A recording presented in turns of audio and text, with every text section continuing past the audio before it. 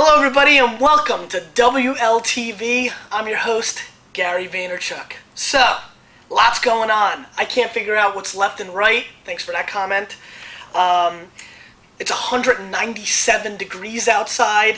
There's just a lot of interesting things going on, and the comments are really ruling my life. Basically, I am just ecstatic about all the comments I'm getting. Keep them coming. The questions of the day are a lot of fun. A lot of movie buffs in the Wine Library TV viewers, so it's really interesting. So, today, I've got something going on. And what is that? That is Red Zinfandel.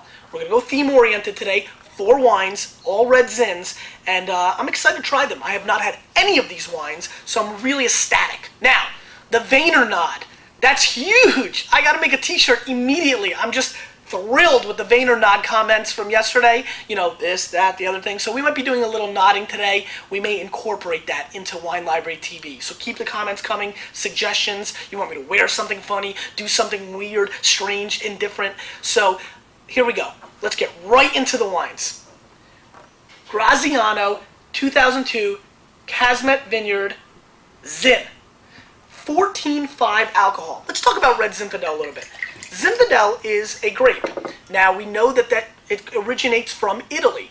A lot of people feel it's the Primitivo grape. There's a lot of DNA studies going on. It's not conclusive yet, but it definitely originated in Italy. Also, Red Zin is the same wine and grape as White Zinfandel. It's just done differently, but it's the same exact grape as that wonderful pink stuff you always see on the tables in restaurants all over the country. So, that's a little fun tidbit. These are great wines with pizza and burger and other things of that nature. So I like to call this the everyday man's wine. You know, and the other thing about Zinfandels is they were hot as heck. Like outside in the mid-90s when Turley and Martinelli came on the scene, they were dropping 15-16% alcohols on our heads. People were loving it. People were going wild drinking Zin, and they're really hot. They've definitely cooled off in recent years, and I really see a resurgence coming because people are starting to drink these wines again, and I'm a huge fan of Red Zinfandel. So, Graziano, the Kazmet Vineyard, very small producer. I was fortunate enough to have the 01. It was very nice. The 02 just came right behind it. We didn't even retaste it. We just brought it because the pedigree's there. So let's see what's going on with this 02.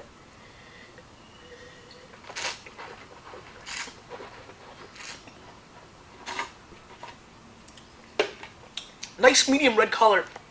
Big wine. Really nice, actually. It's got a little bit of a leather glove taste. You know, when you remember when you were little in the outfield and you were trying, you know, you were nibbling on your glove while you were all the way in left field? It's a little bit of that taste. It's also integrated nicely with a little bit of raspberry, a little bit of cherry. It's got a great nose.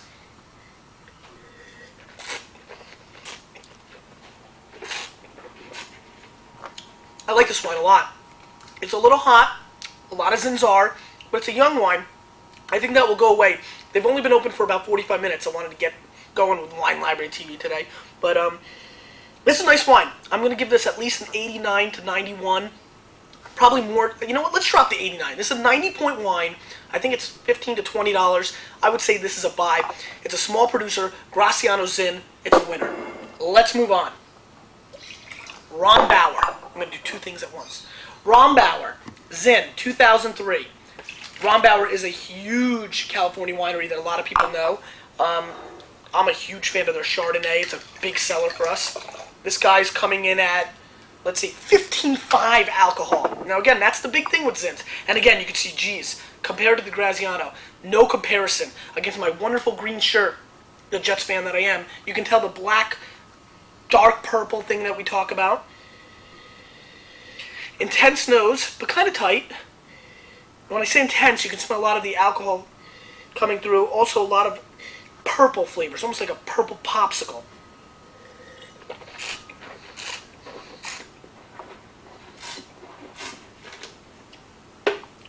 This is a chewy wine.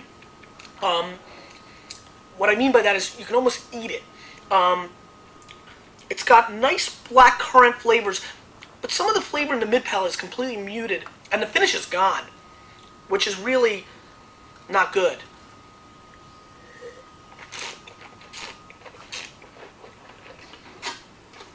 Yeah. We're going to pass on this guy. Rombauer makes great wine. This 03 effort, whoa. This 03 effort is a pass in my opinion. 87, 88 points. It's in the $20 range, a little bit higher. I don't know. I'm just going to pass on it. So, let's move on. Pessagno, great little producer of wine. Pessagno is a small guy, and this is the 2003 Zin Single Vineyard, 14.7 alcohol content. So also a big monster in its own right. I mean, these alcohol contents on these Zins are just through the roof. Let's see what's going on.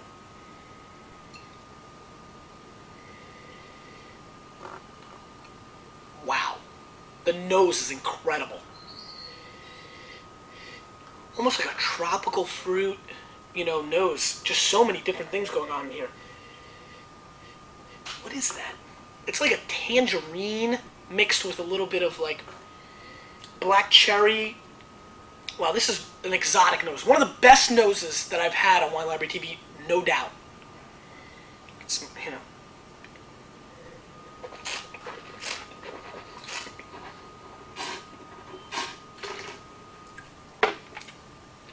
This is awesome.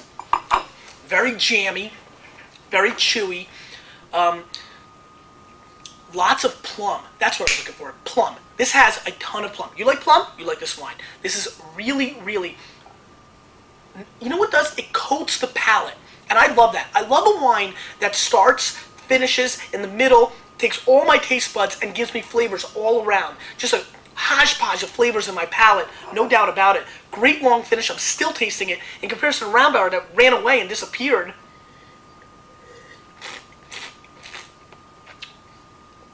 This is great juice. You know what's funny about this, as I nod away, it's got a little bit of pepper and spice.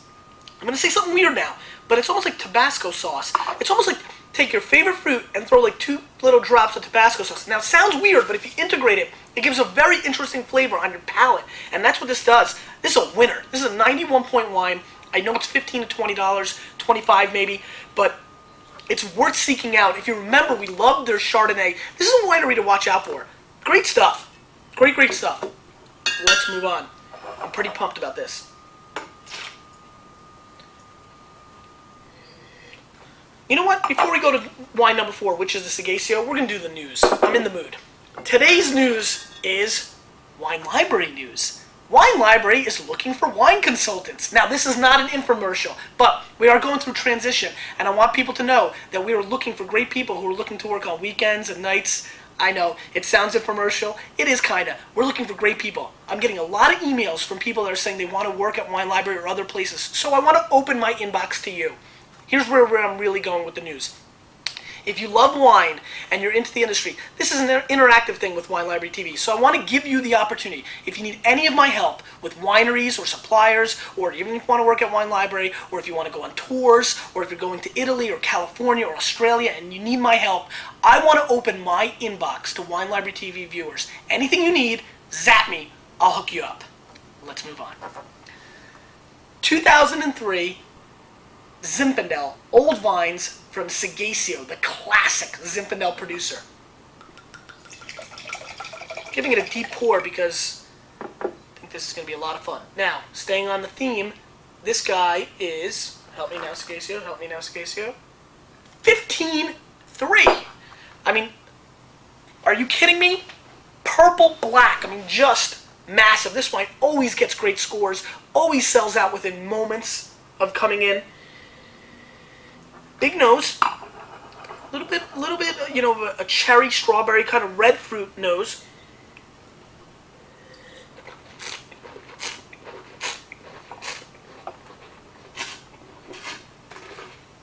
Oh, I don't like it. I'm shocked right now.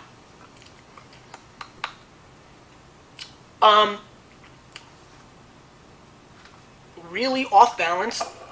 It's not corked, for sure. Hold on.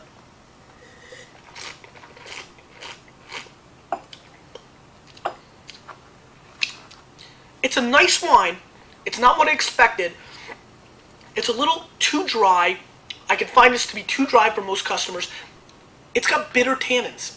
It doesn't have sweet tannins. Those tannin structures that you see in red wines, if they're sweet, what I mean sweet is not sugar. What I mean sweet is fruit and other flavors that cover the bitter taste you get. I almost feel like too many stems and leaves got into the crush of this wine, because I'm getting some green aspects, a little vegetal, and a little bit off balance and off center. I'm totally stunned by this effort.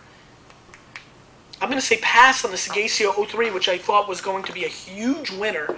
I'm going to go with these two guys over here as the winners of this tasting today for the Zinfandels. And I got to tell you, it's a pretty huge upset. I mean, you know, Buster Douglas upset style, because these two guys I never expected to outshine the Seghesio and the Rombauer. Now, people have been asking me to try Turley Zin and Martinelli and all this stuff over and over again. And that's probably why I did the Zinfandel episode, so I could have a little special surprise. And so today we do. We have a 5th wine just for you. Special surprise time. And here it comes. We are going to be giving you a very special surprise. Ta-da! Beringer 2005 White Zinfandel. We're doing a Zin episode, and how can't you do the pink stuff? It's the biggest selling wines in the country. I mean, it's unbelievable. White Zinfandel used to be the hugest thing in the mid-80s to 90s and really carried the wine industry at some levels for a long time. How can't I try the Beringer 05 White Zin? I mean, this is a monumental wine in the world. I mean, people drink this stuff. You see it everywhere. Parties, picnics. It's 197 and people drowning themselves in this stuff by the pool. Listen, the color's not black, but it's pink. And how can't you like that? Spritzy nose, you know, lots of fun on the nose, almost like a Moscato d'Asti on the nose.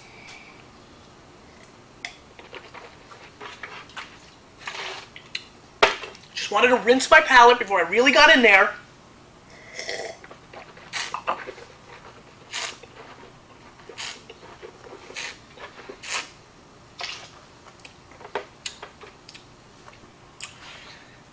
How do people drink this stuff? I mean, there's really no reason. I mean, it's sugar water at its finest. And listen, nobody likes Hawaiian Punch and High C and all that good jazz more than I do.